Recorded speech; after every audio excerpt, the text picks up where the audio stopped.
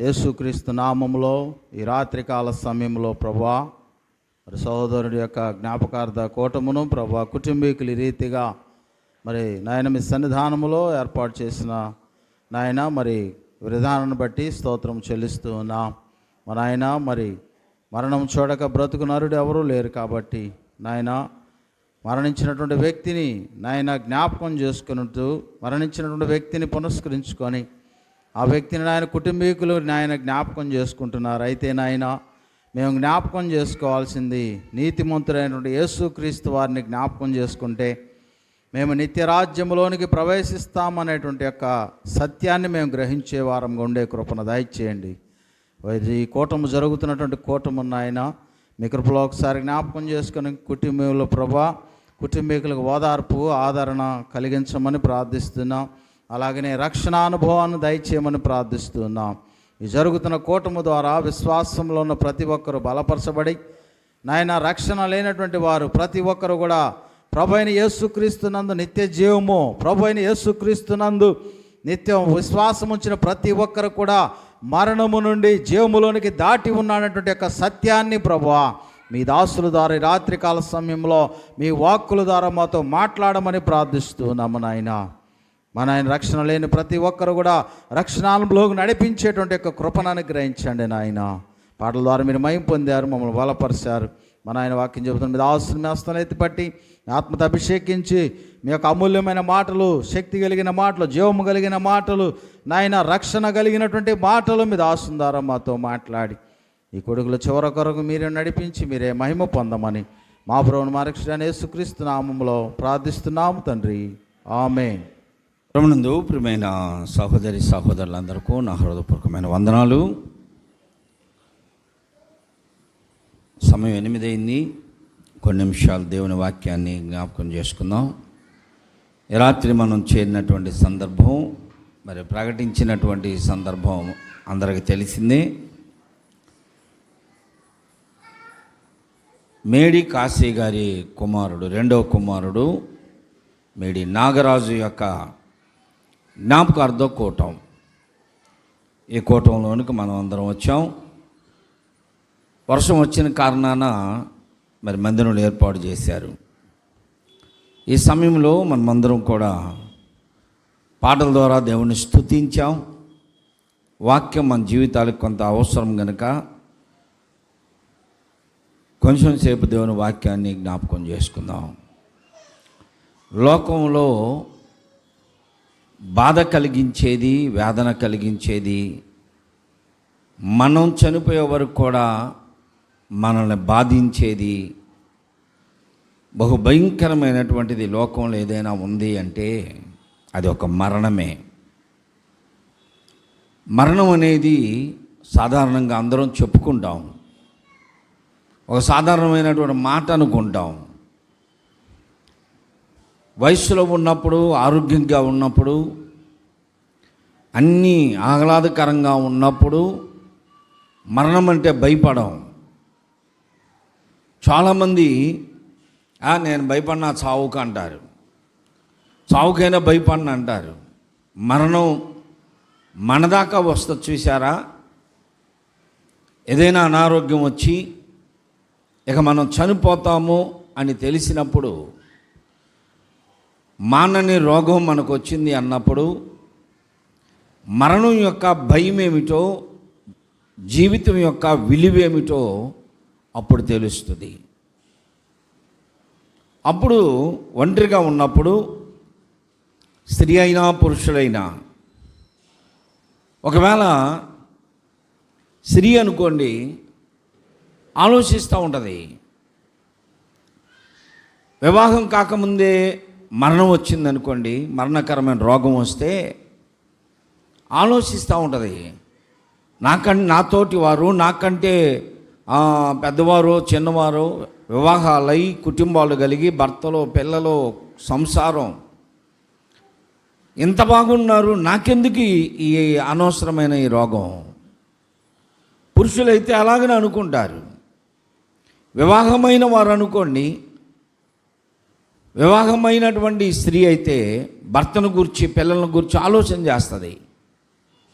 నేను పోతే ఆయన ఏమవుతాడో అమాయకుడు, నేను పోతే పిల్లలు ఏమవుతారో అని ఆలోచిస్తూ ఉంటుంది. స్త్రీ అనుకుంటుంది చాలా పర్యాయాలు, కొన్ని సందర్భాల్లో నేను పోతే ఆయన ఏమవుతాడో అన్నాయ్ అని చెప్పేవాళ్ళు ఉన్నారు. నేనంట ఏం గారమ్మా, నువ్వు పోయిన 2 నెలలకో సంబంధాలు తెచ్చుకోవడానికి తయారవుతారని చెప్తా. పురుషులు చాలామంది అలాగనే ఉంటారు. భార్య చనిపోయిన వెంటనే సంబంధాలకు దేవులాడుతూ ఉంటారు. ఏంటంటే సంవత్సరం లోపే పెళ్లి చేయాలంట, సంవత్సరం లోపే పెళ్లి చేసుకోవాలి. ఇలాంటి వాళ్ళకి సపోర్ట్ చేసేవాళ్ళు కూడా ఉంటారు, ప్రోత్సాహపరిచేవాళ్ళు. పిల్లలకు తల్లి కావాలి కదండి అందుకని అంటారు. పిల్లలకు తల్లి కావాలంట, అందుకని వెంటనే మొగుడైతే పెళ్లి చేసుకోవచ్చు. అదే ఒకవేళ ఆడపిల్లని అనమనండి, భార్య చనిపోతే భర్తకి వెంటనే పెళ్లి చేసుకో అని చెబుతారు. అదే భర్త చనిపోయాడు అనుకోండి, అలాంటి ఆడపిల్ల యవనస్తురాలు, అమ్మాయి నువ్వు అట్లాగా ఉంటే ఏం మంచిది, పెళ్లి చేసుకో, నువ్వు చివరికి ఏమైపోతావో తెలీదు, నువ్వు పెళ్లి చేసుకో అనేవాళ్ళు ఉంటారా? ఉండరు. ఒకవేళ ఎవరన్నా అమ్మాయికి పెళ్లి చేయండి అంటే ఆ అమ్మాయికి ఎందుకంటే పిల్లలను చూసి బతికిద్ది, పిల్లల ముఖం చూసి బతికిద్ది అంటారు. ఈ అమ్మాయి కూడా కొంతకాలం పిల్లలను చూసి బతుకుతాలేండి, నాకెందుకు పాస్టర్ గారు అన్న అమ్మాయి, ఒక అమ్మాయి చివరికి జత చేసుకొని రోగాలు తెచ్చుకొని చచ్చిపోయింది. ప్రజలు కూడా భర్తకు ఒక న్యాయం, భార్యకు ఒక న్యాయం చెబుతారు. యవనస్తురాలు అమ్మాయి భర్త చనిపోతే మంచి సంబంధం చూసి వివాహం చేసి పంపించేసేయాలి. పురుషుడికేమో ఆధారు కావాలంట, భార్యకి మాత్రం, స్త్రీకి మాత్రం వద్దంటారు. ఇది న్యాయం కాదు. మనం మరణస్థితిలోనికి వచ్చినప్పుడు, మరణశయ్య మీదకి వచ్చినప్పుడు, మరణకరమైన రోగం మనకు వచ్చినప్పుడు, అప్పుడు మాత్రమే మనము జీవితాన్ని గురించి ఆలోచిస్తాం, మరణాన్ని గురించి భయపడతాం. మరణం యొక్క భయం జీవితం యొక్క విలువ ఎప్పుడు తెలుస్తుంది అంటే మనకు మరణకరమైన రోగం వచ్చినప్పుడు. డాక్టర్లు చెప్పేస్తారు, ఇక నువ్వు బ్రతకో కొన్ని రోజులే అన్నప్పుడు మన జీవితం విలువ ఏమిటో మనకు తెలుస్తుంది. నేను పోతే నా పిల్లలు ఏమైపోతారో, కుటుంబం ఏమైపోద్దో, భార్య ఏమైపోద్దో, భర్త ఏమైపోతారో, ఎలాగా ఆలోచన చేస్తూ ఉంటారు. మనం ఎంత ఆలోచన చేసినా, మనం బ్రతకాలనుకున్నా మనం బ్రతకలేము. మనకు ఒక తేదీ నిర్ణయించబడి ఉంటుంది. ఆ తేదీని మించి మనం ఈ లోకంలో ఎన్ని ప్రయత్నాలు చేసినా బ్రతకం. సొలొమోను కీర్తన గ్రంథంలో కీర్తనకారుడు అంటున్నాడు, 34వ కీర్తన 12వ వచనం చదువుతున్నాను చూడండి. 34వ కీర్తన 12వ వచనంలో, బ్రతకగోరువాడెవడైనా ఉన్నాడా, మేలునందుచు అనేక దినములు బ్రతకగోరువాడు ఎవడైనా ఉన్నాడా? ప్రభునందు ప్రియమైన సహోదరి సహోదరులారా, కీర్తనకారుడు 2 ప్రశ్నలు వేశాడు. ఇవి 2 కూడా ప్రశ్నలే. మొదటిది, బ్రతకగోరు వారు ఎవరైనా ఉన్నారా? ఈ మాట అన్నాం అనుకోండి, ఎంతమంది చేతులు ఎత్తుతారు. ఒక ప్రమాదకరమైనటువంటి స్థలంలోనికి వెళ్ళాం, బ్రతకాలనుకుంటున్నావా అంటే, మరి బ్రతకాలనే కదా నేను ఆశపడుతున్నాను. ఇటీవల కాలంలో ఈ 2-3 రోజుల్లో వార్తలు చూస్తే మీరు, తెలంగాణలో ఒక భార్య భర్త పిల్లోడు, యవనస్తుడు అబ్బాయి, ఆ వరదల్లో చిక్కుకున్నారు, ఇంటి మీదకి ఎక్కారు. ఇంటి గదులన్నీ కూలిపోయినాయి, గోడలన్నీ పడిపోయినాయి. ఆ చివరి గది ఒక్కటి, గోడ ఒక్కటే మిగిలింది. 3.5 గంటల గోడ మీద ఉన్నారు. ఎవ్వరూ అక్కడికి వెళ్ళడానికి ఎంత సాహసం చేసినా 10 అడుగులు నీళ్ళు వస్తున్నాయి, వరద ఉధృతి బాగా ఉంది. ఎవరు వెళ్ళలేకపోతున్నారు అక్కడికి. ఆ డ్రోన్ సహాయంతో లైఫ్ జాకెట్లు ఇచ్చారు, వేసుకున్నారు. డ్రోన్ సహాయంతో ఫోన్ పంపించారు, ఫోన్లో మాట్లాడుతున్నారు. మీరు ధైర్యంగా ఉండండి, భయపడవద్దు, మేము మీకు ఏదైనా సహాయం చేయగలిగింది చేస్తామని. 3.5 గంటలు దాని మీద ఉన్నారు. ఆ వరదలో ఉధృతిగా వచ్చిన ఆ గోడ కూడా పడిపోయింది. వీళ్ళ ముగ్గురు గోడ మీద నిలబడి తండ్రి చెప్తున్నాడంట, మనం ఇది కూడా పడిపోయి కొట్టుకుపోతే అది ఆ చెట్టు పట్టుకుందామండి, ఇటు వెళ్తే ఆ చెట్టు పట్టుకుందాం, అటు వెళ్తే ఆ చెట్టు పట్టుకుందామని తండ్రి పిల్లోడికి భార్యకి చెప్పాడు. పడిపోయారు. ముగ్గురు ఏ దారిపోయారో తెలియదు.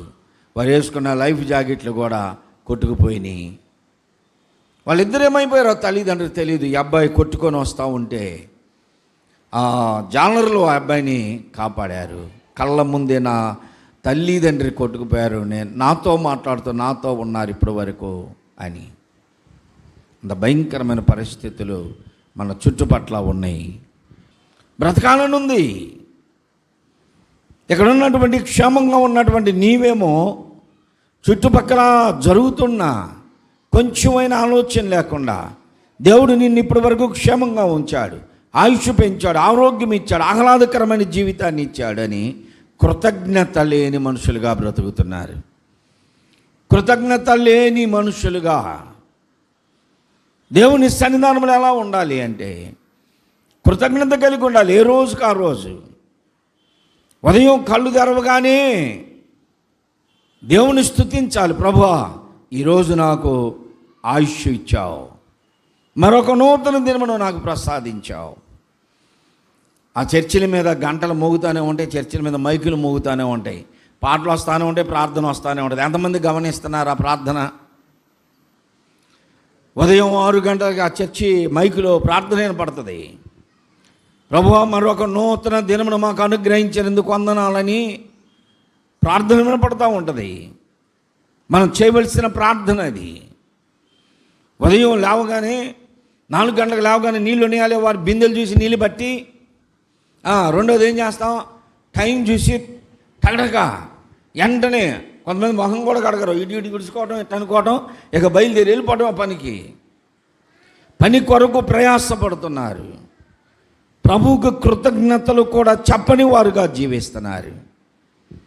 ఇప్పుడు అంటున్నాడు కీర్తనకారుడు, బ్రతకగోడు వారు ఎవరైనా ఉన్నారా? బ్రతకాలని ఎవరికి ఉండదండి. ఎవరు అనుకుంటారు నేను చావాలని? చావాలని ఎవరు అనుకుంటారు? ఆయన తిట్టిపోతే నేను చావనన్నా చెప్తే బాగుండు అనుకుంటా. దానికే ఆయన కొట్టిపోతే ఇంకా ఎందుకు నా బ్రతకడం చస్తే బాగుండు అనుకుంటావు. భయంకరమైన పరిస్థితులు. నేను అనుకుంటున్నావు నేను ఆరోగ్యంగా ఉన్నా, నా వయసు ఎంత అండి, ఎంత అయినా సరే తక్కువ చెప్పుకొని నా వయసు ఎంత అండి, నేను బాగానే ఉన్నానండి అనుకుంటావు. దేవుడు అడుగుతున్నాడు, బ్రతకాలనుకుంటున్నావా? బ్రతుకుతానయ్యా, బ్రతకాలని ఉందయ్యా. ఎన్ని రోజులు బ్రతకాలని ఉంది? ఇప్పుడు మనల్ని అడిగారు అనుకోండి, ఎన్ని రోజులు బ్రతకాలని ఉందంటే నేను ఇంక రేపు ఒక్కరోజు ఉంటే చాలయ్యా అనేవాళ్ళు ఉన్నారా? ఈ 1 సంవత్సరం ఉంటే చాలయ్యా అనేవాళ్ళు ఉన్నారా? మనిషికి ఉండేటువంటి ఏ మనిషికైనా 3 కోరికలు ఉంటాయి. ఎప్పుడు చెప్తూ ఉంటా, ఆ 3 కోరికలు ప్రతి ఒక్క మనిషికి ఉంటాయి. నాకు లేవండి అంటే అది అబద్ధం. మొదటిది ఏమిటి అంటే అందరికంటే నేనే అందంగా కనపడాలి అనే ఆ మాట ఆలోచన లేని వాళ్ళు ఎవరో చెప్పండి. నిజంగా గుళ్ళో కూర్చున్నాం మనం, ఎవరికన్నా ఉంటుందా? నేనే అందంగా కనపడాలి అందరికంటే, మా పేటలో అందరికంటే. కాలేజీకి వెళ్ళేటప్పుడు కాలేజీలో అనుకుంటాడు వీడు, కాలేజీ మా క్లాస్ మొత్తం మీద నేను అందంగా కనపడాలి. ఆడపిల్లంతా అనుకుంటారు అందరికంటే నేను అందంగా ఉండాలి, అందరూ నన్నే చూడాలి, అందరూ నా వైపే చూడాలి. ఇది ముసలి వయసు వచ్చినా సరే ప్రతి ఒక్కరికి ఉంటుంది కాబట్టి ఇంకా డెకరేషన్లో చేసుకుంటారు. అందరికంటే నేను అందంగా ఉండాలని ఆలోచన ప్రతి ఒక్కరికి ఉంది. రెండోది ఏంటి చెప్పండి? ఎప్పుడు చెబుతుంటాగా చెప్పండి, గుర్తులేదా? ఈ పేటలో అందరికంటే నేనే మేము మా ఇల్లే ఔశ్వర్యవంతులుగా ఉండాలి. అందరూ మాకంటే తక్కువ ఉండాలి. అందరూ మా దగ్గరే చేయి చాపాలి. మేము అందరికంటే ఎక్కువగా ఉండాలి. మాకే బైకులు ఉండాలి, మాకే కార్లు ఉండాలి, మాకే ఏసీలు, మాకే కూలర్లు, మాకే ఫ్రిడ్జులు, మాకే డన్లప్ బెడ్లు, మాకే అంతస్తులు, అందరూ మాకంటే తక్కువ ఉండాలి. ఈ ఆలోచన ప్రతి ఒక్కళ్ళకు ఉంటుంది. పైకి మాత్రం ఏమంటారు తెలుసా? అందరూ బాగుండాలి, అందులో నేను ఉండాలి. ఇది తప్పు. ఎవరు అనుకోరు. పైకంటమే అందరూ బాగుండాలి, అందులో నేను ఉండాలని. అందరూ బాగుంటే మనల్ని ఎవరు గౌరవిస్తారు? అందరిలో మనం ఎక్కడ గొప్పగా ఉంటారా? ఎవరన్నా ఉండరు. మొదటిది అందరికంటే నేనే అందంగా ఉండాలి. ఇది స్త్రీ పురుషులకు అందరికీ ఉంటుంది. అందరికంటే మేమే ఉన్నత స్థితిలో ఉండాలి. ఇది అందరికీ ఉంటుంది. మూడో కోరిక ఏమిటంటే అందరికంటే నేనే ఎక్కువ కాలం బ్రతకాలి. 20 సంవత్సరాలను చచ్చిపోతాను అనుకునే వాళ్ళు ఉన్నారా?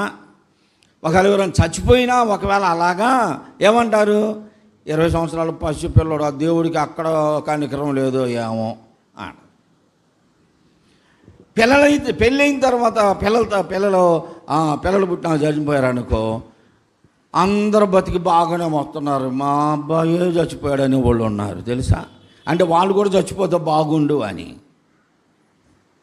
దేవుడికి ఆడ కనికరం ఉంది, మా పిల్లల్ని తీసుకెళ్ళారు, మా వాళ్ళే చనిపోయారు అనుకుంటా ఉంటారు. మా ఆయన్నే తీసుకెళ్ళాడు దేవుడు, ఇంకెవరిని తీసుకెళ్ళలేదా అంటే అందరు పోవాలనే. అందుకని ప్రతి ఒక్కరికి ఏం ఆశ ఉంటుంది? అందరికంటే నేనే ఎక్కువ కాలం బ్రతకాలి. ఈ 3 కోరికలు ప్రతి ఒక్కరికి ఉన్నాయి. వెంటనే చనిపోవాలని ఎవరు అనుకోరు. 20 సంవత్సరాల్లో చనిపోతే బాగుండు, 30 సంవత్సరాల్లో, 40 సంవత్సరాలు, 50 సంవత్సరాల్లో చనిపోతే బాగుండు అనుకునే వాళ్ళు ఎవరు లేరు. ఈ మధ్యకాలంలో ఏదో పాట పాడుతున్నారు. నేనుండాలేనయ్యా, నే బ్రతకాలేనయ్యా అంటే నేను అంటున్నా అక్కడ ఎలికల ముందు ఉంది రండి అంటున్నా. చేసి పాడుతూ ఉంటే నేను ఉండలేను, బ్రతకలేనంటే మరి ఎందుకు ఎలికల ముందు వేసుకొని పో? అంతేనా? ఉట్టిది అంతా నువ్వు లేకుండా, నేను చూడకుండా, నేను ఆరాధించకుండా, నిన్ను ప్రార్థించకుండా, నీతో గడపకుండా నేను ఉండలేను అనేది పేదాలతో మాత్రమే. దేవునిలో నిజమైనటువంటి భక్తి కలిగి ఉంటే మంచిదే. అట్లాగా బ్రతకగోరు వారు ఎవరైనా ఉన్నాడా? ఎప్పటిదాకా బ్రతకాలనుకుంటున్నావు? 30 సంవత్సరాలు చాలు, 40 సంవత్సరాలు చాలు, 20 సంవత్సరాలు చాలు అనుకుంటున్నావా? కాదు.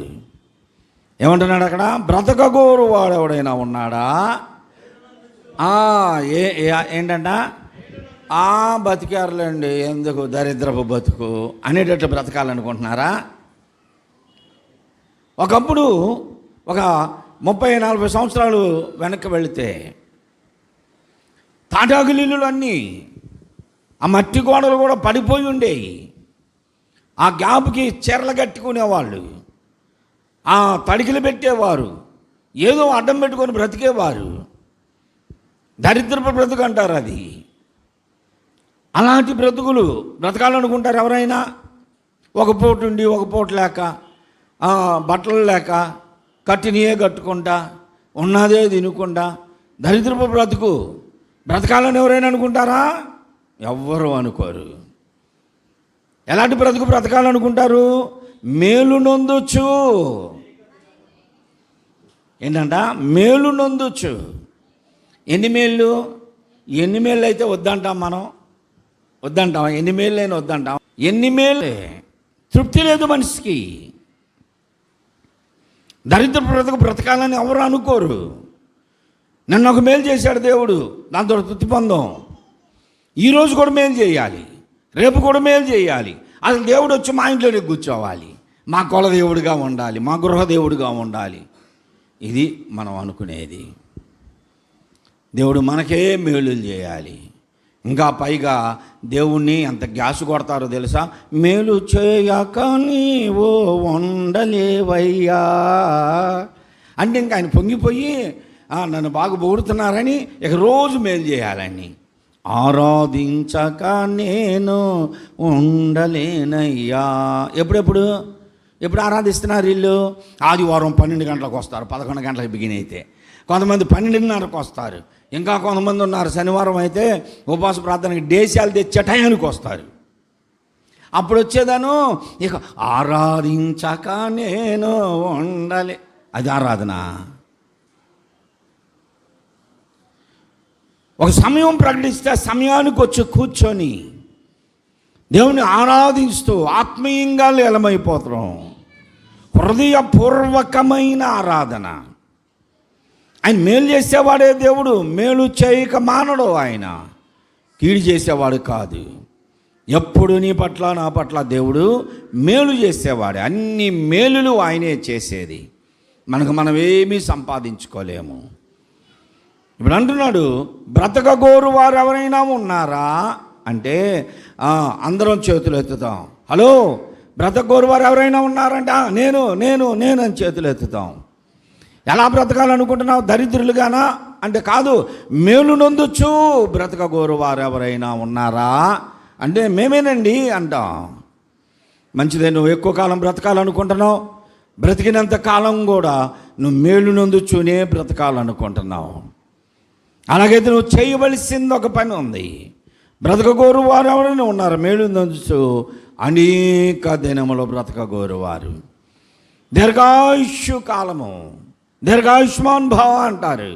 అంటే నువ్వు నిండు 100 ఏళ్ళు బతుకయ్యా.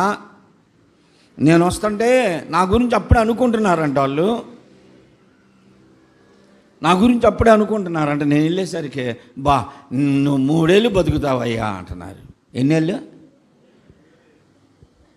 3 ఏళ్ళు అంట. ఇప్పుడు అనుకుంటున్నావు అన్నాయి.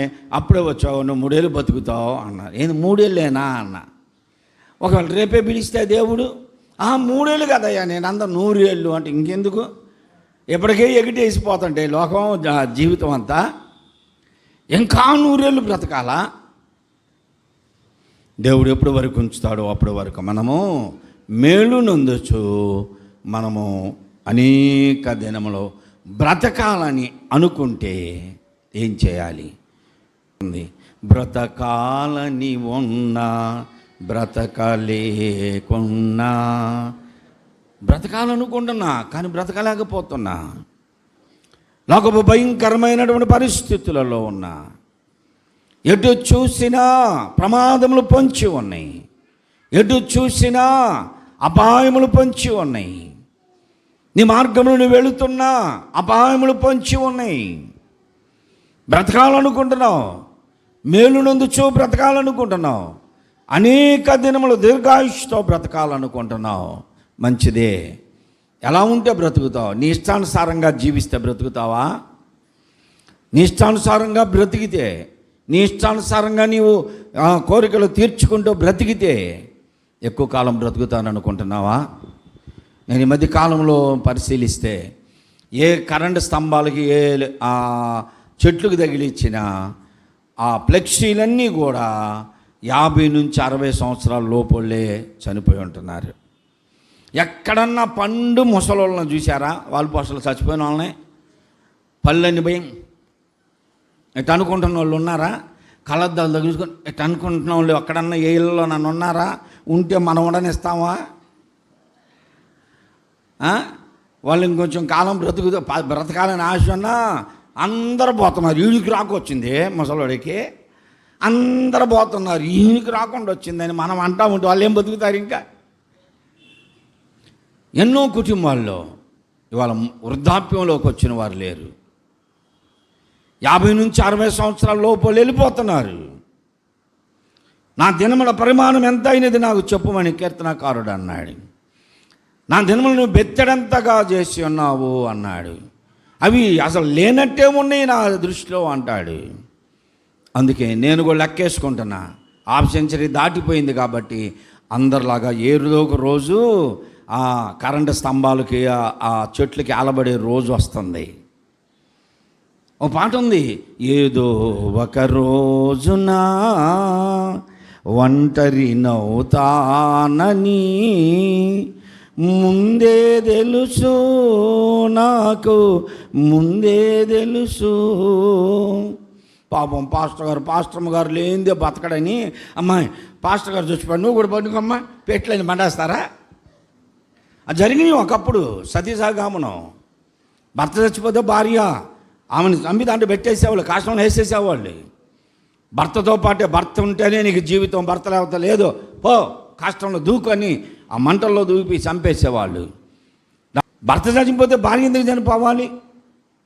అతను కాదు కదా జీవితాన్ని ఇచ్చింది, తల్లిదండ్రులు జీవితాన్ని ఇచ్చారు, దేవుడు పోషిస్తున్నాడు, భర్తతో పాటు భార్యని వేయొద్దు అని వ్యతిరేకించి ఆ చట్టాన్ని తీసుకొచ్చారు.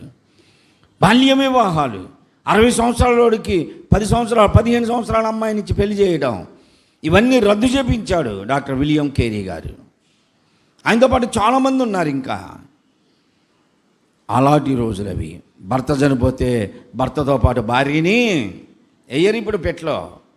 కాకపోతే ఏమేస్తారు పెట్లో? ఆయన చచ్చిపోయినప్పుడు, భర్త చచ్చిపోతే ఏమేస్తారు? వీళ్ళు కొనుక్కొని ఉంటారు చూసారా, వెయ్యి డజన్కి 20 రూపాయలకి డజన్, 30 రూపాయలకి డజన్ గాజులు. అబ్బా ఎంత ప్రేమో వీళ్ళకి. పుట్టింటోళ్ళంట సంచుకి తెస్తారు, తెచ్చి 7 నుంచి ఎడకేసి, పాపం ఆ అమ్మాయి విశ్వాసి, గుడికి వచ్చింది, ఏ రోజు ఒక గాజు వేసారు కదా. వీళ్ళంట ఆచారం అంట. ఏమాచారం? దరిద్రపాచారం.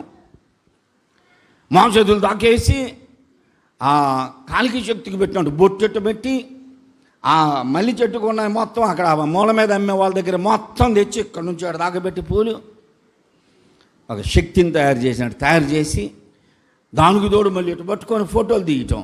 ఆ ఫోటోలు తర్వాత చూస్తే దేహాల్లాగా ఉంటాయి. ఎందుకు అలాగా? ఆ గాజులు మాత్రం పెట్లో పోతారు. నువ్వు పడుకో పెట్లో, మొగుడితో పాటు పడుకుంటారా? ఆహా. ఇవన్నీ ఆచారాలు. నీవు ఒంటరిగానే వెళ్ళిపోతావు, ఒంటరిగా వచ్చావు, ఒంటరిగా వెళ్ళిపోతావు. ఏదో ఒకరోజు మనం ఒంటరి వాళ్ళమే. ఇప్పుడు మేలు నొందుచు బ్రతక కోరుతున్నావా? అయితే నువ్వు చేయాల్సిన పని ఒకటి ఉంది.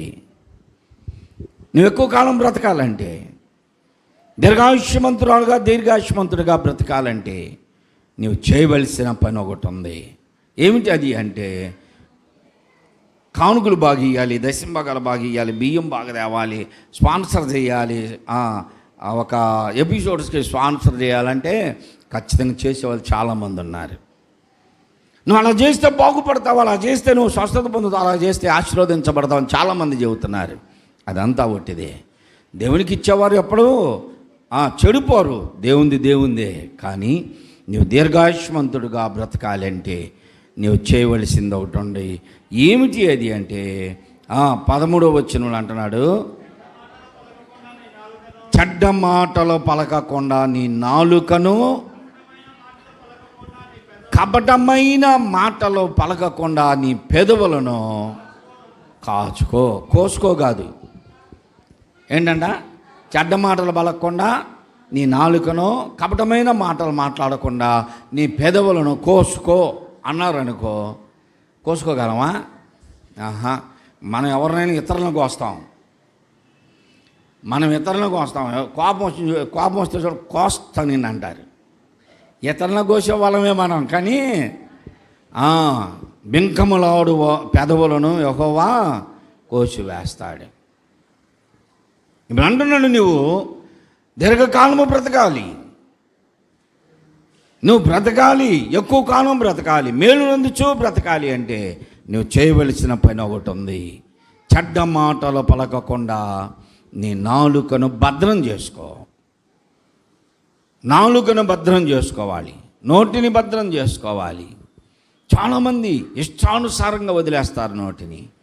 ప్రార్థన దగ్గరకు వచ్చినప్పుడు మాత్రం స్తోత్రం అంటారు. బయటికి వెళ్ళినప్పుడు మాత్రం నోరు విప్పితే పచ్చిబూతులే.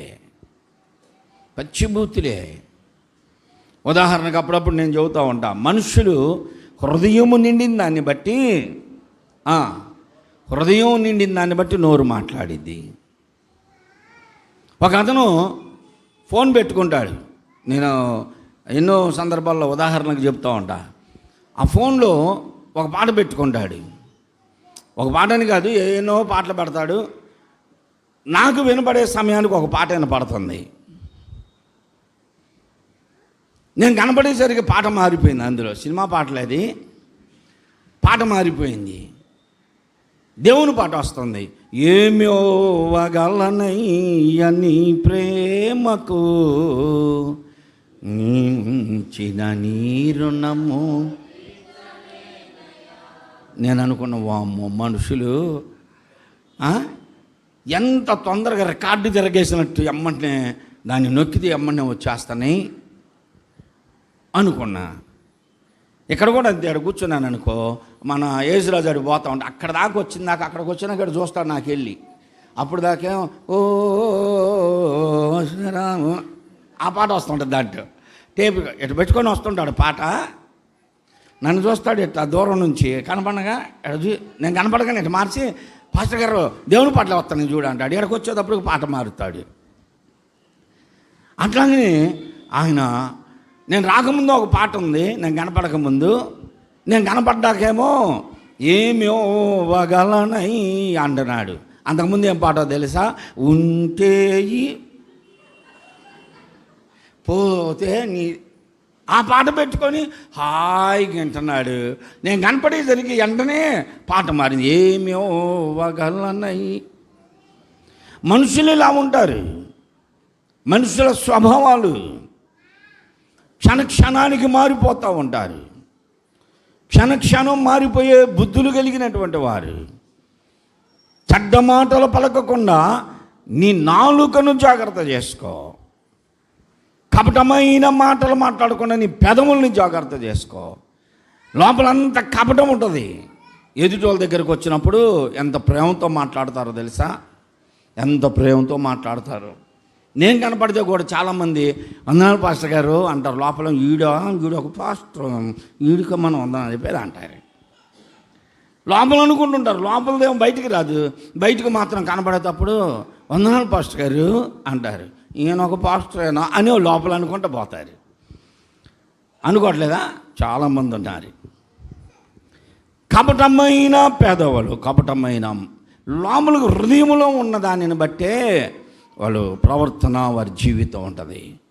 ఇది మనుషులు కనపడకపోవచ్చు. మీరు నాకు పైన వందనాలు చెప్పి లోపల తిట్టుకునేది నాకు తెలియకపోవచ్చు. కానీ దేవునికి తెలుసు. అందుకే దేవుడు అంటున్నాడు, చెడ్డ మాటలు పలకకుండా నీ నాలుకను కాపాడుకో. కపటమైన మాటలు మాట్లాడకుండా నీ పెదవులను కాపాడుకో. ఏ సావుకుని, ఏ విశ్వాసని, ఎవరిని, తోటి వారిని, అసలు ఎవరిని కూడా నీవు దూషించొద్దు, కపటంగా నటించొద్దు. ఇష్టమైతే మాట్లాడు, ఇష్టం లేకపోతే దూరంగా వెళ్ళిపో. అంతేకాని కపటముగా మాత్రం ఉండకూడదు. అది అంటున్నాడు ఇక్కడ. చెడ్డ మాటలు పలకకుండా నీ నాలుకను, కపటమైన మాటలు పలకకుండా నీ పెదవులను కాచుకొనుము. కీడు చేయుట మాని మేలు చేయము. కీడు చేయుట మాని మేలు చేయి. కీడు చేయటం అంటే ఏంటి? కీడు చేయటం అంటే లోక సంబంధంగా అన్నీ మనకు తెలుసు. కొంతమంది బాగానే ఉన్నట్టుంటారు. ఈ వదిన ఎంత బాగుంటుందో తెలుసా? అసలు ఎంత తీయ పెట్టకుంటారు. ఒకసారి ఇంటికి వచ్చింది, మా ఇంటికి గదిలేండి, ఒక ఇంటికి ఒకసారి ఇంటికి వచ్చింది. అన్నయ్య లేడా అంది. లేడంటే, వదినో అసలు ఎందుకు వస్తాడు అసలు ఇంటికి? ఈ టైంకి వస్తాడు అనుకున్నావా? ఆయన షికారులు ఎన్నో. ఏమోలేమ్మా నేను వెళ్తాను అనుకుంటా పోయింది. ఎన్ని చెప్పింది? గంటసేపు మాట్లాడిందా? ఏమన్నా ఒక గంటసేపు మాట్లాడిందా? ఒక 100 మాటలు చెప్పిందా? ఈ టయానికి ఆయన అక్కడ నీకేం తెలుసు ఎన్ని చేస్తాడో ఏమోలమ్మ అనుకుంటూ పోయింది. అంతే. ఒక బాంబు పడ్డదేమో గుండెలో. వామ్మో, అందుకేనా ఈ మనిషి ఎంత లేటుకు వచ్చేది? అందుకేనా వెంటనే వెళ్ళిపోద్ది. ఇక స్విచ్ పెట్టడమే కీడు చేయటం. ఆ భార్యాభర్తలకి సమాధానం ఉండదు, ఆ కుటుంబంలో సమాధానం ఉండదు. ఇప్పుడు ఆ భార్య ఏం చేస్తుంది, లోపల రగిలిపోతూ ఉంటుంది కాబట్టి అత్తమ్మ వాళ్ళు ఉన్నది చూడదు, లేకపోతే తల్లిదండ్రులు ఉన్నది చూడదు, కూతురులు కొడుకులు ఎవరున్నా కానీ ఇక అమ్మాయికి లెక్కలేదు, ఈయనొక్కడుంటే చాలు, లోకం మొత్తం పోయినా పర్వాలేదని ఇక వీళ్ళిద్దరికీ గొడవ. కీడు జాతి మనుషులు చాలామంది ఉంటారు, నీతోనే బాగుంటారు, నీకే కీడు చేస్తారు. కీడు చేయటం మాని మేలు చేయి. ఏం మేలు? మేలు చేయటం అంటే మొన్న వదిన ఎంత నువ్వు చేసిందేనమ్మా మేలు అంటది. ఏం మేలు? డాక్టర్ దగ్గర లేకపోతే డబ్బులు నీ దగ్గరికి రాగానే బంధన బ్యాంకులోనే మీ దగ్గర ఇక్కడ లేవా? మాకంతా బంధన బ్యాంకులు, స్పందనాలు పోయినాయి, డ్వాక్రాలు, రోజువారులు అవి లేకపోతే చెప్పన్న నువ్వు మేలు చేయబట్టు కదా వదినా, ఈసారి కూడా ఈ వదినా మళ్ళీ అనుకుంటా. ఈ డబ్బులు ఇస్తే మేలు అనుకుంటారు, ఏదో చిన్న చిన్న మేలులు చేస్తే మేలు అనుకుంటారు. కీడు చేయటం అంటే నీ ఇరుగు పొరుగు వారిని నువ్వు పాడు చేయటం ఇది కాదు, ఇవన్నీ కీడే, మేలే అవి కూడా, కానీ బైబిల్ చెప్పింది అవి కాదు. నువ్వు కీడు చేయటం మాను. తోటి విశ్వాసాన్ని పాడు చేసేవారు చాలామంది ఉన్నారు. తోటి విశ్వాసాలను పాడు చేసేవాళ్ళు కొంతమంది నాకు స్వయంగా చెప్పారు. ఎక్కడికి వెళ్తున్నారు మీరు మందిరానికంటే? ఇక్కడికి వెళ్తున్నారు. ఇక్కడేం ఆత్మ ఉంది అసలు? ఇక్కడేం ఆత్మ లేదు. అక్కడికి వెళ్ళండి, ఆత్మ ఉంది. అక్కడికి పోయి ఎగిరితే ఆత్మ వచ్చినట్టు అంట, అక్కడ ఆత్మ ఉందంట, ఇక్కడ ఆత్మ లేదంట. నిజంగా నువ్వు ఆత్మీయంగా బ్రతకదలుచుకుంటే నువ్వెక్కడున్నా అక్కడ ఆత్మీయతే. నీలోనే ఆత్మీయత లేదనుకో, నువ్వెక్కడికన్నా పో, నంబూరు పో, గోరంట్ల పో, మెరగాలాడ్డికి పో, ఇంకెక్కడికి పోయినా ఉండదు. మనలో ఉండాలి ఆత్మీయత. పొలై స్కూల్లో మొన్న 995 మార్కులు వచ్చినాయి ఒక అమ్మాయికి. బయట బోర్డు వేశారు. అదే స్కూల్లో తప్పిన పిల్లలు ఉన్నారు, 10వ తరగతి తప్పిన పిల్లలు ఉన్నారు. ఒకే టీచరే వీళ్ళకి పాఠాలు చెప్పేది ఇంగ్లీష్కి, ఒకే టీచరే లెక్కలకి మాస్టరు, ఒకే టీచరే తెలుగు టీచరు. వీళ్ళేమో పాస్ అయ్యారు. వీడెందుకు తప్పాడు? కారణం ఏంటి? అదే స్కూల్లోనేగా, అదే టీచర్ల ముందేగా. కారణం ఏంటంటే వీడు గాలుడైపోయాడు, పాఠాలు వినడు, స్కూల్కి రాడు, సమయానికి రాడు. వాడు ఇష్టానుసారంగా బయట తిరిగి స్కూల్కి వస్తాడు. స్కూల్లో చెప్పింది సరిగ్గా వినడు, పక్కన వాళ్ళని జడగొడతాడు. వీడు చెడిపోయాడు, చివరికి తప్పిపోయాడు. అదే క్లాసులో చదువుకున్న పిల్లలు మార్కులతో పాస్ అయ్యారు. ఎందుకు? కారణం ఏమిటంటే మనలో ఉండాలి. చదువుకునే స్థితి ఎవరిలో ఉంటుందో వాళ్ళు పాస్ అవుతారు. మాది ఎరుకలగూడెం, అందరికీ తెలిసి ఇక్కడ ఉన్న వాళ్ళకి ఎరుకలగూడెం. ఎక్కడున్నప్పుడు మేము ఎరుకల మధ్యలోనే ఉన్నాం, వాళ్ళతోనే కలిసి ఉన్నాం, వాళ్ళతోనే తిన్నాం. నా పక్కనే కూర్చొని తాగేవాళ్ళు, నా పక్కన కూర్చొని పేకాట ఆడేవాళ్ళు, నా పక్కనే వాళ్ళు అన్ని కార్యక్రమాలు చేస్తూ ఉండేవాళ్ళు. మరి నేను నేర్చుకోలేదే, పేకాట నేర్చుకోలేదే, తాగుడు నేర్చుకోలేదే. మనం వద్దు అనుకుంటే ఏది కూడా మనకు రాదు. ఇప్పుడు అంటున్నాడు, కీడు చేయటం మానేయి.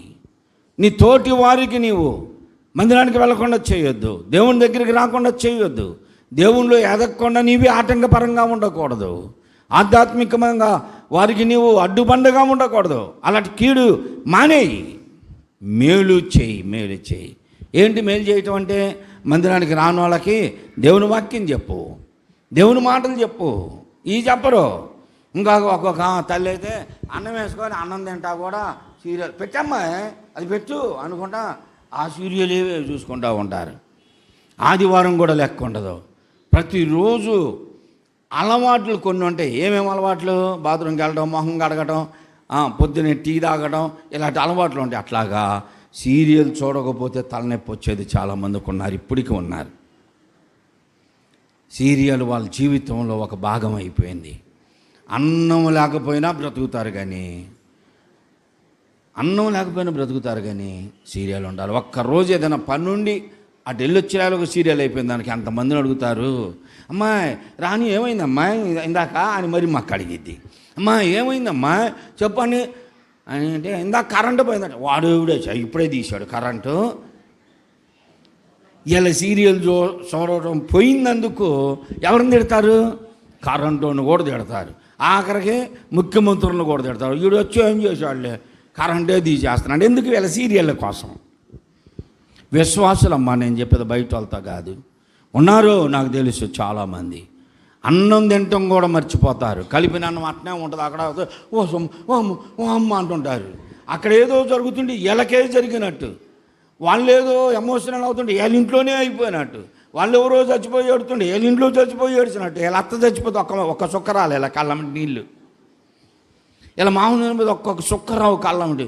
ఏం చేసిపోయాళ్ళే పాని, వాడు ఏం చేసిపోయిందిలే పాని, ఎవడు ఏడుతాడని మనుషులు కనపడప్పుడు నటించే వాళ్ళు కూడా ఉన్నారు తెలుసా. సీరియల్లో మాత్రం అది ఏడుతుంటే వీళ్ళు కూడా అని అంటున్నారు. అదేంటో మరి అర్థం కాదు. ఎంత ఎమోషనల్ లేరా మరి మాకు నీళ్ళంటే వాళ్ళు చాలామంది. అందుకే ఇప్పుడు కనీసం ప్రార్థన చేయటం కూడా రావట్లా. దానికి అలవాటు పడిపోయితే ప్రార్థన చేయలేకపోతున్నారు. ఈ స్థితిలో భర్త పోయి బిడ్డల దగ్గర ఉంటా ప్రార్థనాపరులాగా బ్రతకాల, గంటల తరబడి ప్రార్థన అనుభవాలు కలిగి ఉండాలా, తన ముఖంలోనే ఆ కాంతి, దైవికమైన కాంతి కనపడాలా. ప్రార్థన చేయమంటే నేను చేయలేకపోతున్నానులే అంట. కారణం ఏంటంటే దేవుణ్ణిలో బ్రతకనే. చాలామంది ఉన్నారు ఇక్కడ, చాలామంది ఉన్నారు. ఆమె ఒక్కదాని గురించి, ఆమె ఏమందని ముసలామా చెప్పి ఆమె గురించి చాలామంది ఉన్నారు.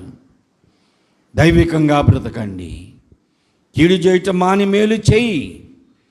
నీవు క్షేమంగా ఉంటావు, నీ కుటుంబం క్షేమంగా ఉంటుంది, నీ భర్త క్షేమం, నీ భార్య క్షేమం, నీ బిడ్డలు క్షేమంగా ఉంటారు. కపట మాటలు మాట్లాడవద్దు. కపటాన్ని హృదయంలో దాచుకొని పెదాలతో ప్రేమను కురిపించొద్దు. చెడ్డ మాటలు పలకొద్దు. నాలుకని జాగ్రత్తగా చేసుకో. చాలా జాగ్రత్తగా ఉండాలి. ఇప్పుడు అంటున్నాడు, సమాధానము వెదకి దానిని వెంటాడు. సమాధానమును వెతుకు. సమాధానం ఎక్కడుంది? ఎక్కడ దొరుకుతుంది? దైవజనుడు ప్రసాదరావు గారు ఒక పాట రాశాడు. సంతోషం ఎక్కడ ఉందని సమాధానమెచ్చట నాకు దొరికేనని ఎందరినో అడిగాను, ఏడాడో తీరిగా చివరికది నీలోనే. ఎంత మంచి దేవుడవయ్యా యేసయ్యా, చింతలన్నీ తీరేనయ్యా నిన్ను చేరినా నా చింతలన్నీ. దియాప్రసాద్ గారు పాడిన పాటలో సంతోషం ఎక్కడ దొరుకుతుంది? ఎక్కడ దొరుకుతుంది? చాలామంది ఆ వేదన భరించలేక నేను మందు తాగానండి అంటారు. ఆ మందు తాగితే దిగిపోయితే మళ్ళీ ఆ బాధ రాదా? సంతోషంగా ఉండడానికా? నువ్వు తల్లి చనిపోయారు, తండ్రి చనిపోయారు, ఆ బాధ మర్చిపోయి సంతోషంగా ఉండడానికి తాగుతావా? అలా కాదే. నువ్వు సంతోషపడడానికి కాదు, వేదపడు, ఏడు, దుఃఖపడు, తప్పేముంది? నిజమైనటువంటి సంతోషం ఎక్కడ ఉంది అని వెతికితే ఎక్కడ లేదు. మందులో లేదు, పలావలో లేదు, ఇంకొక దాంట్లో లేదు, ఇంకొక దాంట్లో లేదు. చివరికి అది ఎక్కడుంది? యేసయ్యలో ఉంది, దేవుణ్ణిలో ఉంది, దేవుణ్ణిలో ఉంది. మరొక పాట పడతాం మనం. ఈ సంతోషము నీకు కావాలనా? ఏ సంతోషం? మేము అనుభవిస్తున్న సంతోషం. నాకెంత వయసు వచ్చింది? ఈ రోజు వరకు నేను కుటుంబాన్ని గురించి, నా జీవితాన్ని గురించి ఒక్కరోజు నేను ఏడ్చిన ఆ రోజు నాకు జ్ఞాపకం లేదు. వాస్తవం చెప్తున్నా. మందిరంలో అండి, నా కుటుంబం ఏమైపోతుందో, నా పిల్లలు ఏమయ్యారో, నా ఇల్లు ఏమవుతుందో, నేనేమవుతానని ఏడ్చిన సందర్భమే లేదు. ఎప్పుడూ ఆనందమే, నాకు ఎప్పుడూ సంతోషమే. ఏదైనా చిన్న బాధ వస్తే, వేదన వస్తే బైబిల్ దగ్గరికి వస్తా, బైబిల్ చదువుకుంటా, ఇంకా నాకు బాధ లేదు, వేదన లేదు. ఈ సంతోషము నీకు కావాలనా? ఈ సంతోషం నీకు కావాలనా? ఈ సంతోషం నీకు కావాలనా? అయితే నేడే యేసు నొద్దకు రామ్మో, నేడే యేసు నొద్దకు. సంతోషమే సమాధానమే, సంతోషమే సమాధానమే,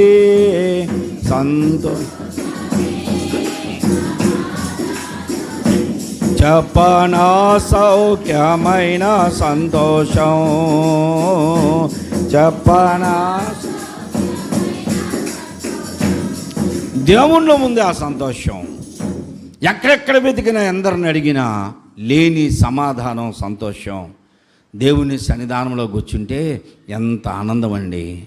మందిరానికి వచ్చిన వాళ్ళు ఎమ్మంటే నిద్రపోతారు. ఎందుకో చెప్పండి. ఇంట్లో కూర్చున్నా నిద్ర రాదు, ఎన్ని టాబ్లెట్లు వేసుకున్నా నిద్ర రాదు. మందిరంలోకి రాగానే నిద్ర వస్తుంది. నేను నిద్రపోయే వాళ్ళని కూడా ఏమన్నా, అందుకే నిద్రపోని అనుకుంటా. కారణం ఏంటి? ఇళ్ళ దగ్గర ప్రశాంతత ఉండదు. ఇంటి దగ్గర ఉంటే ఆ దరిద్రుడు ఊరకి ఇసుకేస్తూ ఉంటాడు. అది చేసావా, ఇది చేసావా, ఇది చేసి ఏ పని లేదనుకో దరిద్రుడికి ఏం మెమ్మోళ్ళు ఏం పెట్టారు నాకు పెళ్ళప్పుడు అంటాడు. ఇక అక్కడ తీసుకొస్తాడు. ఆ మాట అంటే మాత్రం ఆ అమ్మాయికి కోపం వచ్చేసింది. నువ్వు ఏదన్నా సరే ఓర్చుకుంటుంది. మెమ్మోలి అను రాదే ఆ కోపం. ఆడవాళ్ళ కోపం వచ్చేది అక్కడే. వాళ్ళకి ఎన్నన్నా సరే ఓర్చుకుంటారు. కానీ మెమ్మోళ్ళు ఏం పెట్టారు నాకు, మెమ్మోళ్ళు ఏం చేశారు నాకు అని ఒక్క మాట అన్నామంటే, పందులోకి తిన్నావే, పెట్టినప్పుడు బాగానే తిన్నావే, బాగానే చేసావే, ఇప్పుడు వచ్చిందా అని ఇంక గొడవ. సమాధానం ఉండదు ఇంట్లో. తాగొచ్చి విసిగిస్తూ ఉంటాడు. కొంతమంది తాగారంటే అబ్బో భయంకరం. ఒక ఆయన తాగితే ఇంక కనపడితే చాలు బాబా నా మీద పడి ఎడుతాడు. ఇక నా మీద పడి ఎడుతాడు. కాసేపు నువ్వు బావు, కాసేపు దేవుడివి, అన్నీ అంటుంటాడు. కారుతా ఉంటుంది. ఇటుగారిది మొత్తం నా మీద చేస్తాడేమో, నేను దూరంగా పోతా ఉంటా. విసిగిస్తారు కొంతమంది. తాగితే స్వాన ఇక ఇంట్లో వాళ్ళని మనశాంతుడనీరు. వస్తున్నాడంటేనే తాగి వస్తున్నాడు అనుకుంటారు. సమాధానం ఉండదు. ఎంత విసుగు చెందిన వారు మందిరానికి వచ్చి కూర్చున్నారనుకో, ఇక్కడ ఏమన్నా విసుగు ఉంటుందా? ఏమన్నా బాధ ఉంటుంది ఇక్కడ? ఏముండదు, ప్రశాంతంగా ఉండదు. పైన ఫ్యాన్లు ఉంటాయి, కింద మార్బుల్ స్టోన్స్ ఉంటాయి, చల్లగా కూర్చుంటారు. ఇక వాక్యం ఎట్టిపోద్దో ఏమో అయిపోద్ది. ఎంత ప్రశాంతమో. ఈ సమాధానాన్ని మేము అనుభవిస్తున్నాం.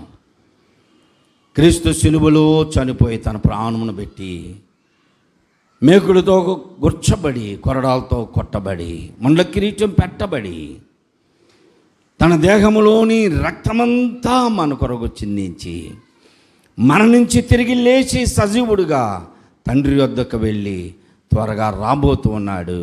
ఆయన ఎందుకు వస్తున్నాడో తెలుసా? మొదటిసారి పాపులను రక్షించడానికి వచ్చాడు.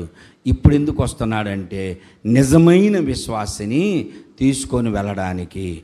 నిజమైన విశ్వాసిగా బ్రతికితే, చెడ్డ మాటలు పలకకుండా, కపటమైన మనసు లేకుండా ప్రభువునందు జీవిస్తూ ఉంటే వారి కొరకు ఒక నివాసం ఏర్పరిచాడు. నా తండ్రి ఇంటి అనేక నివాసములు ఉన్నాయి, నేను అక్కడ మీకు స్థలమును సిద్ధపరిచి, నేనుండే స్థలములో మీరును ఉండేలాగున మరలా వచ్చి తీసుకెళ్తానన్నాడు. ఆ వాగ్దానము నన్ను ఇంకా సంతోషపరుస్తుంది. దేవునికి స్తోత్రం. అట్టి వాగ్దానము నా హృదయంలో ఉన్నది. నేను ఆ నివాసము కొరకు ఎదురు చూస్తున్నా. ఏమన్నాడో తెలుసా? జయించువానికి పరదేశంలో ఉన్న జీవవృక్ష ఫలం ఇస్తానన్నాడు. ఆ ఫలాలు తినడానికి నేను సిద్ధంగా ఉన్నా. జీవజల నది త్రాగనిస్తానన్నాడు. ఆ జలము తాగడానికి నేను సిద్ధంగా ఉన్నా. నేనుండు స్థలములో మీరు ఉండడానికి అన్నాడు. ఆయన ఉండే స్థలములో ఆయన ముఖ దర్శనం చేస్తూ ఆయన్ని స్తుతించడానికి నాకు ఎంత ఇష్టమో తెలుసా? దాని కొరకు నేను ఎదురు చూస్తున్నాను గనక ఇహలోక సంబంధమైన శ్రమలో నన్ను ఏమీ చేయవు. అనారోగ్యమైన, ఆర్థికపరమైన ఇబ్బందులైనా, ఏది ఏమైనా నేను దేవుని వైపే చూస్తున్నాను గనక ఆయన మరలా రాబోతున్నాడు. నేను వెళతానని నిరీక్షణ కలిగి ఉన్నాను. దాని కొరకు సిద్ధపడదాం. దేవుడి మాటలు దీవించునుగాక. ఆమేన్. అందరూ తలలు వంచి కళ్ళు మూసుకొని ప్రార్థన చేద్దాం. ప్రియ యేసు రాజును నే చూసినా చాలు, మహిమలోని నాయనతో నుండే చాలు, ప్రియా యేసురాజును నే చూసినా చాలు. మహిమలోని నాయనతో నుండే చాలు, నిత్యమైన మోక్ష గృహము నందు చేరి భక్తుల గుంపులో హర్షించిన చాలు. అందరు మోకరించండి, అందరు మోకరించండి, కళ్ళు మూసుకోండి. ఓ చేరి భక్తుల గుంపులో హర్షించిన చాలు, యేసుని రక్తమందు కడుగబడి వాక్యం చే నిత్యం భద్ర పరచబడి నిష్కలంక పరిశుద్ధులతో చేరి నేను, నిష్కలంక పరిశుద్ధులతో చేరి నేను బంగారు వీధులలో తిరిగేదాను, బంగారు వీధులలో తిరిగేదాను. ప్రియా యేసురాజును చూసిన చాలు, మహిమలోని నాయనతో నుండే చాలు. ప్రియా యేసురాజు చూసిన చాలు, మహిమలోని నాయనతో నుండే చాలు. ఆహాయ బోరాయప్పుడు ధ్వనించును, ఆహా నా ఆశ ఎప్పుడు తీరుతుందో, ఆహాయ బోరా ఎప్పుడు ధ్వనించును, ఆహా నా ఆశ ఎప్పుడు తీరుతుందో. తండ్రి నా కన్నీటిని తుడుచోనెప్పుడు, తండ్రి నా కన్నీటిని తుడుచోనెప్పుడు, ఆశతో వేసి ఉండి నా హృదయము, ఆశతో వేసి ఉండి నా హృదయము.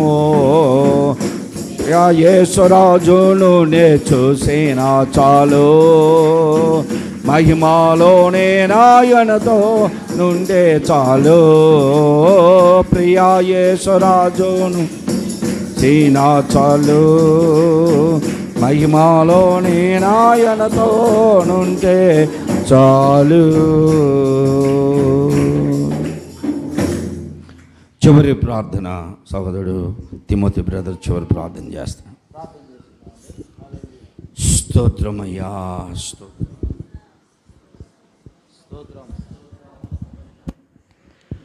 హల్లెలూయా. స్తోత్రం స్తోత్రం స్తోత్రం స్తోత్రం. చెప్పబడినటువంటి ఒకసారి మన హృదయంలో తలపోసుకుందాం. మనం అనేక దినములు బ్రతకగోరాలని చూస్తూ ఉన్నాం. అది కూడా కాక మేలు నొందుచు అనేక దినాలు బ్రతకాలనేది ప్రతి ఒక్కరి ఆశ. అయితే మనం ఈ లోకంలో జీవించి ఉండగానే మనం చెడ్డ మాటలు పలకకుండా, మన నాలుకను కపటమైన మాలకు పలకుండా మన పెదవులను కాచుకోవాలని మీరు ఈ వాక్యం ద్వారా మనము మరి హెచ్చరింపబడుతూ ఉన్నాం. మరి అయితే మన యొక్క జీవితాలను ఒకసారి పరిశీలన చేసుకుందాం, పరీక్షించుకుందాం. మరి ప్రభు అయిన యేసు క్రీస్తు వారి దగ్గరికి మనందరము మరి వచ్చి ఆయన రక్షణ మార్గములోనికి నడవాలి అంటే మొదటిగా మనం చేయవలసినటువంటి పనిని, మన యొక్క మాటలు కొద్దిగా ఉండాలి. మన మాటలు మరి బెంకములాడు నాలుకలను యెహోవా కోసివేయనని వాక్యం ద్వారా హెచ్చరింపబడుతున్నాం. అటు వాటి నుంచి మనము మరి విడిపించబడిన వారమై దేవునికి సమీపస్థులముగా ఉందాం. స్తోత్రం స్తోత్రం. హల్లెలూయా హల్లెలూయా. స్తోత్రం స్తోత్రం స్తోత్రం స్తోత్రం స్తోత్రం.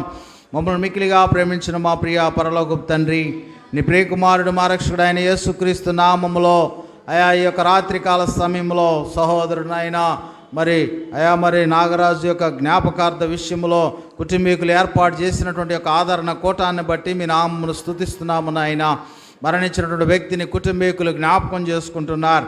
అయితే నాయన సర్వమాని వాళ్ళ కొరకు ప్రభువా ఈ లోకములోనికి 2000 సంవత్సరముల క్రిందట వచ్చి ప్రభా మీ యొక్క నాయన పరిశుద్ధమైనటువంటి అమూల్యమైనటువంటి యొక్క రక్తమును కార్చి ప్రభా ప్రతి ఒక్కరి మానవుల యొక్క నాయన రక్షణ విషయమై ప్రతి ఒక్క మానవుని యొక్క పాప విమోచనార్థమై ప్రభా ఈ లోకములోనికి వచ్చి నాయన మీ ప్రాణమును ధారపోసి మీ రక్తమును కార్చి ప్రతి ఒక్కరిని విమోచించలాగున మీరు లోకంలోనికి వచ్చారు.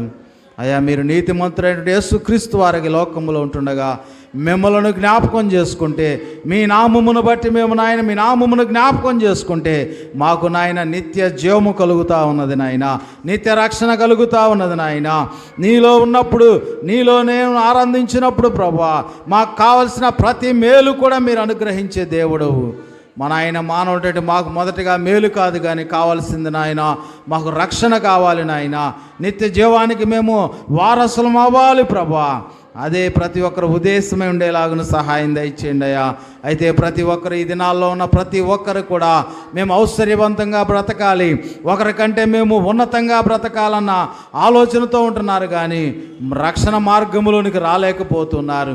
మరి దినాన్ని చెప్పండి ప్రతి ఒక్క మాట ప్రభా వారు నాయన జీవితాల్లో నాయన అనుభవించుకొని వారి హృదయ పరివర్తన చెందిన వారై ప్రభా రక్షణ మార్గంలోకి వచ్చినట్లుగా సహాయం దయచేయండి. ఈ జరిగిన కూటమి ద్వారా కుటుంబంలో మరి తల్లిదండ్రులు నాగరాజు తల్లిదండ్రులను బట్టి ప్రార్థిస్తున్నాం, తన భార్యను బట్టి ప్రార్థిస్తున్నాం. మీ కృపలో జ్ఞాపకం చేసుకునండి, ఆదరణ కలిగించండి, ఓదార్పును కలిగించండి నాయన. ఎందుకంటే మీ మాటలు మాకు నెమ్మది కలిగిస్తాయి, మీ మాటలు మమ్మల్ని ఆదరిస్తాయి నాయన, మీ మాటలు మమ్మల్ని స్థిరపరుస్తాయి, మీ మాటలు నాయన మమ్మల్ని సర్వసత్యములోకి నడిపిస్తూ నిత్య రాజ్యంలోకి చేరేటువంటి ఒక కృపని అనుగ్రహిస్తాయి. కాబట్టి మీ మాటల ద్వారా కుటుంబాన్ని ఆదరించినందుకు స్తోత్రాలు. ఇక నేను చైనను వారు ప్రభా రక్షణ మార్గంలోనికి నీ సన్నిధానములోకి నడిపించినట్లుగా వారిని ఆకర్షించమని ప్రార్థిస్తూ ఉన్నాం. మన ఆయన మరి వచ్చినటువంటి ప్రతి ఒక్కరిని కూడా మీ కృపలో జ్ఞాపకం చేసుకునండి. మరి వర్షం వాతావరణం అనుకూలం లేనప్పటికీ కూడా అనేక మందిగా వచ్చినారు, ప్రతి ఒక్కరిని మీ కృపలో జ్ఞాపకం చేసుకునండి. ముందున్నటువంటి ప్రతి కార్యక్రమం మీ చేతులకు అప్పగిస్తున్నాం.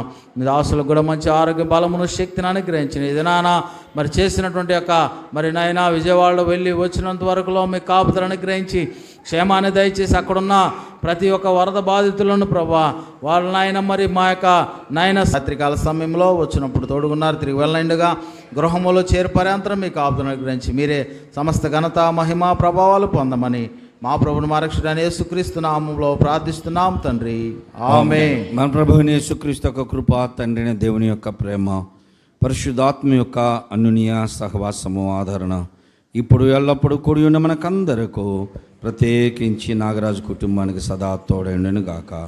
ఆమేన్.